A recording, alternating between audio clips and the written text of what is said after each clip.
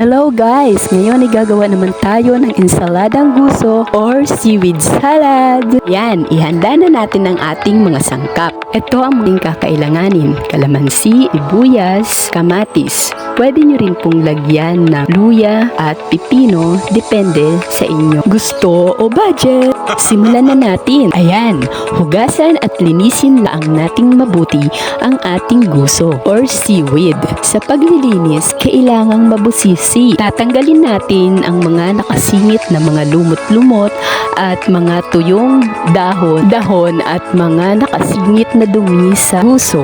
I-check nating mabuti ang mga singit-singit kasi maraming nakadikit na puti-puti o dumi na katulad nito. Ayan, linisin lang nating mabuti. Matagal lang talaga ang paglilinis, pero kapag malinis naman na, madali na lang ang susunod na mga proses. Ayan, habang hinuhugasan natin, alam nyo ba guys, na ang guso o mas kilala sa tawag na seaweed ay may magandang benepisyo sa ating katawan. Sinasabi ng mga eksperto na ang isa sa pinakamahusay na mapagkukunan ng iodine ay ang seaweed. O diba?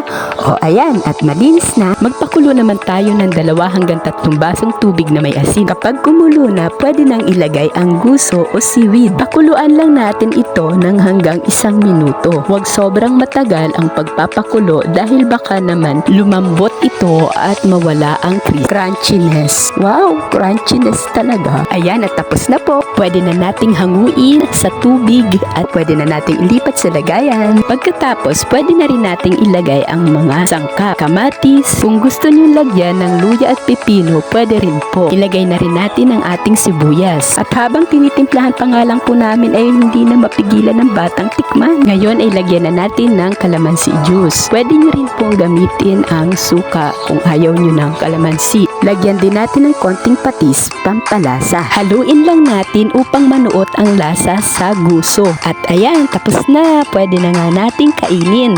Ayan na, dinumog na ng aking mga anak. O diba, madali lang. Ganito daw ang tamang pagkain niya.